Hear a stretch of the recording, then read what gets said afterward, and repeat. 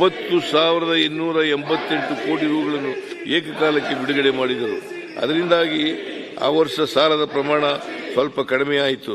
ಅದರ ಹೊರತಾಗಿ ಬೇರೆ ಯಾವ ಕಾರಣಗಳೂ ಇಲ್ಲ. ರಾಜ್ಯವು ಹಣಕಾಸಿನ ಕೊರತೆ ಎದುರಿಸಲು ಮುಖ್ಯ ಕಾರಣ. ವಿರೋಧ ಪಕ್ಷದವರು ರಾಜ್ಯದ ಹಣಕಾಸಿನ ಸ್ಥಿತಿಯ ಬಗ್ಗೆ ಮಾತನಾಡುವಾಗ ಎರಡು ವಿಚಾರಗಳನ್ನು ಪ್ರಸ್ತಾಪಿಸಿದ್ದಾರೆ. ಒಂದು, ತೆರಿಗೆ ಸಂಗ್ರಹಣೆ ಸಮರ್ಪಕವಾಗಿಲ್ಲ ಎಂದಾದರೆ, ಇನ್ನೊಂದು ಪರೋಕ್ಷವಾಗಿ ಗ್ಯಾರಂಟಿ ಯೋಜನೆಗಳಿಂದಲೇ ರಾಜ್ಯದ ಹಣಕಾಸಿನ ಪರಿಸ್ಥಿತಿ ಕ್ಲಿಷ್ಟಕರವಾಗಿದೆ ಎಂದು ವ್ಯಾಖ್ಯಾನಿಸಲು ಪ್ರಯತ್ನಿಸುತ್ತಿದ್ದಾರೆ. ಆದರೆ ವಾಸ್ತವ ಸಂಗತಿಗಳು ಬೇರೆ ಇವೆ.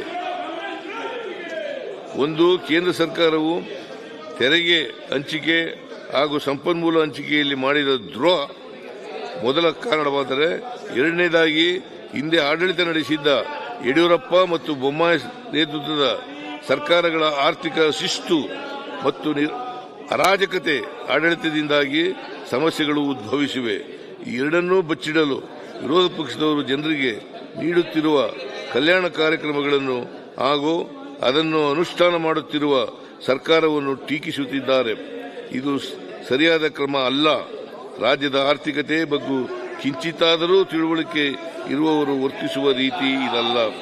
2018-19ರಲ್ಲಿ ಕೇಂದ್ರದ ಬಜೆಟ್ ಗಾತ್ರ 24.42 ಲಕ್ಷ ಕೋಟಿ ರು ಇದ್ದಾಗ ರಾಜ್ಯಕ್ಕೆ ತೆರಿಗೆ ಪಾಲು ಮತ್ತು ಕೇಂದ್ರ ಪುರಸ್ಕೃತ ಯೋಜನೆಗಳಿಂದ 46,288 ಕೋಟಿ ಬಂದಿತ್ತು. ಈಗ ಕೇಂದ್ರದ ಬಜೆಟ್ ಗಾತ್ರ 50.65 ಲಕ್ಷ ಕೋಟಿ ರೂಪಾಯಿ ಮೀರಿದೆ. 2018-19ಕ್ಕೆ ಹೋಲಿಸಿದರೆ 100% ಹೆಚ್ಚಾಗಿದೆ. ಈ ಲೆಕ್ಕಕ್ಕೆ ಹೋಲಿಸಿದರೆ 25-26ನೇ ಸಾಲಿಗೆ ನಮಗೆ ಕನಿಷ್ಠ 1 ಲಕ್ಷ ಕೋಟಿ ರೂಗಳು ತೆರಿಗೆ ಪಾಲು ಮತ್ತು ಕೇಂದ್ರದ ಪುರಸ್ಕೃತ ಯೋಜನೆಗಳಿಂದ ಅನುದಾನ ಬರಬೇಕಾಗಿತ್ತು. ಈ ಅನುದಾನ ನಿರೀಕ್ಷಿತ ಪ್ರಮಾಣದಲ್ಲಿ ಬರಲಿಲ್ಲ. ಒಂದು, ನಮಗೆ ಸಮರ್ಪಕವಾಗಿ ತೆರಿಗೆ ಪಾಲು ಸಿಗುತ್ತಿಲ್ಲ, ಯೋಜನೆಗಳನ್ನೂ ತೆಗೆದುಕೊಳ್ಳುತ್ತಿಲ್ಲ. ಇದು ಕೇಂದ್ರ ಸರ್ಕಾರದ ಪರಿಸ್ಥಿತಿ.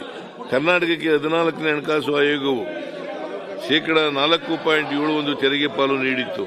ಆದರೆ 15ನೇ ಹಣಕಾಸು ಆಯೋಗವು 3.64% ಇಳಿಸಿದರು. 20% ಕುಸಿತವಾಯಿತು. ಇದರಿಂದ ಪ್ರತಿ ವರ್ಷ 13,000 ಕೋಟಿ ರೂಪಾಯಿ ರಾಜ್ಯಕ್ಕೆ ನಷ್ಟವಾಗುತ್ತಿದೆ. ಇದಷ್ಟೇ ಅಲ್ಲದೆ 15ನೇ ಹಣಕಾಸು ಆಯೋಗವು 5,495 ಕೋಟಿ ರು ವಿಶೇಷ ಅನುದಾನ ಕೊಡಲು ಶಿಫಾರಸು ಮಾಡಿತ್ತು. ಕೆರೆಗಳ ಅಭಿವೃದ್ಧಿಗೆ 3,000 ಕೋಟಿ ಹಾಗೂ ಪೆರಿಫೆರಲ್ ರಿಂಗ್ ರಸ್ತೆಗೆ 3,000 ಕೋಟಿ ಶಿಫಾರಸು ಮಾಡಿತ್ತು. ಅದನ್ನೂ ಕೊಡಲಿಲ್ಲ. ಹಾಗೆಯೇ ಭದ್ರಾ ಮೇಲ್ದಂಡೆ ಯೋಜನೆಗೆ 5,300 ಕೋಟಿ ಕೊಡುತ್ತೇವೆ ಅಂತ ಹೇಳಿದರು. ಅದನ್ನೂ ಕೊಡಲಿಲ್ಲ. ಅದನ್ನು ಕೊಡದೆ ದ್ರೋಹ ಮಾಡಿದೆ. ಈ ಕುರಿತು ವಿರೋಧ ಪಕ್ಷದವರು ತುಟಿ ಪಿಟಿಕ್ ಎನ್ನುವುದಿಲ್ಲ. ಬದಲಾಗಿ ಮೋದಿ ಸರ್ಕಾರದ ದ್ರೋಹವನ್ನು ಸಮರ್ಥಿಸುತ್ತಾರೆ. ದೇಶದ ಪ್ರಮುಖ ರಾಜ್ಯಗಳ ರಾಷ್ಟ್ರೀಯ ಹೆದ್ದಾರಿ ಯೋಜನೆಗಳ ವಿವರ. ವಿರೋಧ ಪಕ್ಷದವರು ಕೇಂದ್ರದಿಂದ ವ್ಯಾಪಕ ಪ್ರಮಾಣದಲ್ಲಿ ಅನುದಾನಗಳನ್ನು ರಾಜ್ಯಕ್ಕೆ ತಂದು ರಾಜ್ಯದ ಹೆದ್ದಾರಿ ಮತ್ತು ರೈಲ್ವೆ ಯೋಜನೆಗಳಿಗೆ ನೀಡಲಾಗಿದೆ ಎಂದು ಮೋದಿ ಸರ್ಕಾರವನ್ನು ಸಮರ್ಥಿಸುತ್ತಾರೆ. ಡಿಸೆಂಬರ್ 9ಕ್ಕೆ 2024ರಿಂದ ಭಾರತೀಯ ರಿಸರ್ವ್ ಬ್ಯಾಂಕ್ ಪ್ರಕಟಿಸಿರುವ ದಾಖಲೆಗಳ ಪ್ರಕಾರ ಸತ್ಯಾಂಶ ಈ ರೀತಿ ಇದೆ. 24-25ರಲ್ಲಿ ನಿರ್ಮಿಸಿದ ರಸ್ತೆಯ ಕುರಿತು ಮಾಹಿತಿ ಆರ್ಬಿಐ ದಾಖಲೆಗಳಿಲ್ಲ. 9 ವರ್ಷಗಳಲ್ಲಿ ಕರ್ನಾಟಕದಲ್ಲಿ ಮನಮೋಹನ್ ಸಿಂಗ್ ಅವರ ನೇತೃತ್ವದ ಸರ್ಕಾರ 2,329 ಕಿಲೋಮೀಟರ್ ರಸ್ತೆ ನಿರ್ಮಾಣ ಮಾಡಿತ್ತು. 2014ರಿಂದ 24ರವರೆಗೆ 2,014 ಕಿಲೋಮೀಟರ್ ರಸ್ತೆಯನ್ನು ನಿರ್ಮಿಸಲಾಗಿದೆ.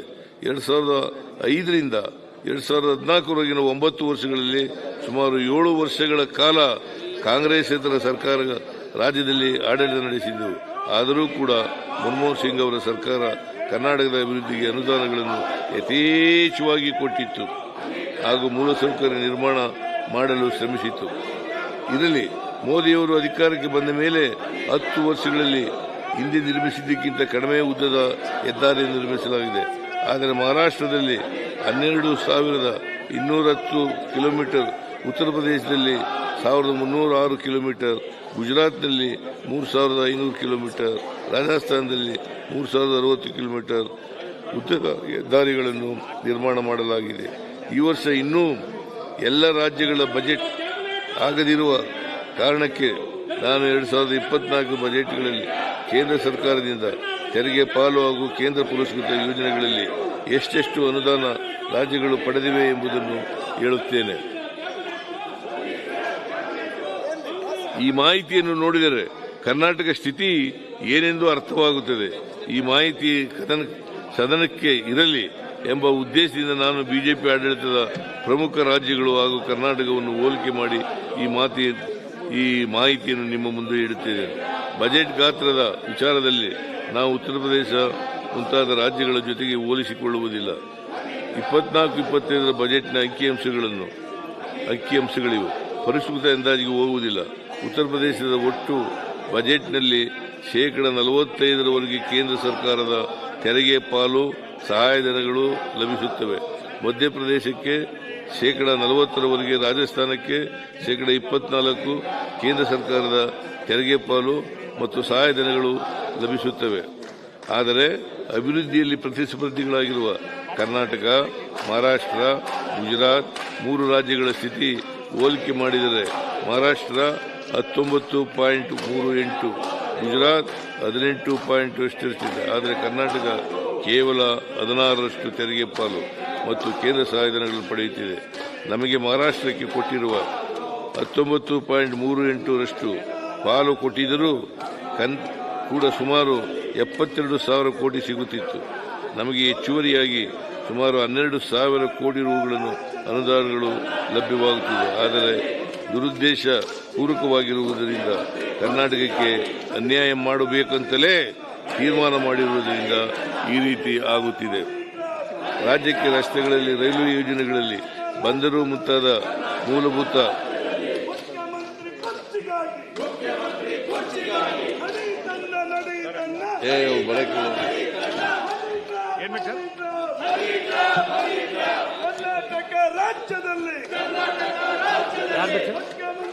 ಇವ್ರನ್ನ ಬರಕೇಳು, ಇಲ್ಲಿ ಅಟೆಂಡರ್ಗಳು. ರಾಜ್ಯಕ್ಕೆ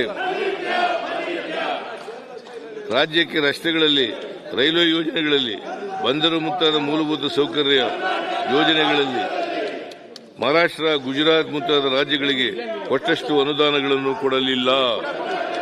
ನೇರವಾಗಿ ನ್ಯಾಯಯುತವಾಗಿ ಬರಬೇಕಾದ ತೆರಿಗೆ ಪಾಲು, ಕೇಂದ್ರ ಸಹಾಯಧನಗಳನ್ನು ಕಡಿಮೆ ಮಾಡಲಾಗಿದೆ. ಹಾಗಾಗಿ ಕರ್ನಾಟಕಕ್ಕಾಗಿ ತೆಗೆದಕ್ಕೆ ಇದು ಇಲ್ಲಿ ಕೊಟ್ಟದಿದ್ದೀರಿ ನೀವು.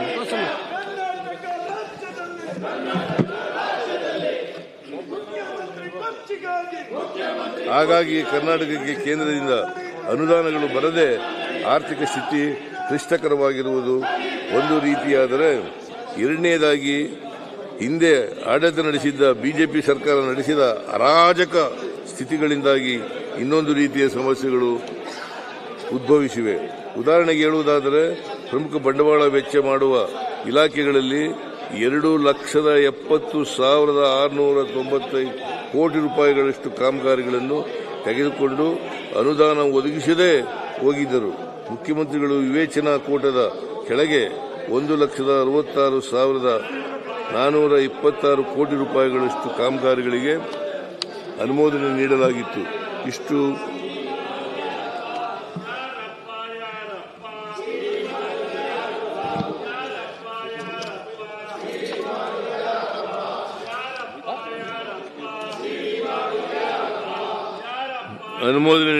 ಇಷ್ಟು ಮೊತ್ತದ ಕಾಮಗಾರಿಗಳ ಹಣ ಒದಗಿಸಿದೆ. ಕಾಮಗಾರಿಗಳನ್ನು ತೆಗೆದುಕೊಂಡರೆ ಅವುಗಳನ್ನು ನಿರ್ವಹಿಸಿದ ಗುತ್ತಿಗೆದಾರರಿಗೆ ಬಿಲ್ಗಳನ್ನು ಪಾವತಿಸುವುದು ಹೇಗೆ ಎಂಬ ಸಾಮಾನ್ಯ ತಿಳುವಳಿಕೆಯಾದರೂ ಇರಬೇಕಲ್ಲವೇ? ವಿದ್ಯುತ್ ಕಂಪನಿಗಳಿಗೆ ಬಾಕಿಯನ್ನು ಪಾವತಿಸುತ್ತಿಲ್ಲ ಎಂದು ಅರ್ಗಜ್ಞಾನೇಂದ್ರ ಹೇಳಿದ್ದಾರೆ.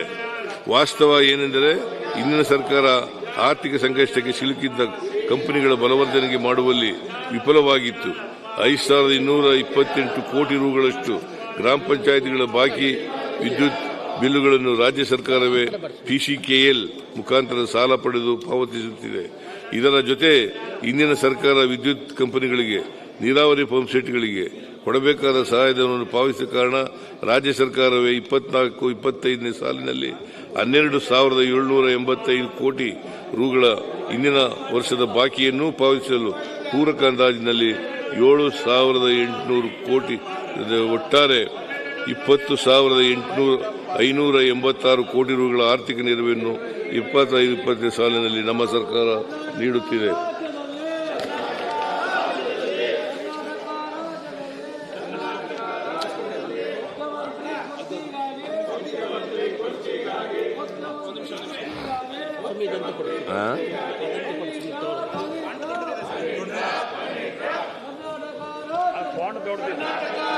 ಅರ್ಘ ಜ್ಞಾನೇಂದ್ರ ಅವರು ಆಯವ್ಯಯ ಪಕ್ಷದ ಪುಸ್ತಕದಲ್ಲಿ ಬಂಡವಾಳ ವೆಚ್ಚವನ್ನು ಕೆಲವೆಡೆ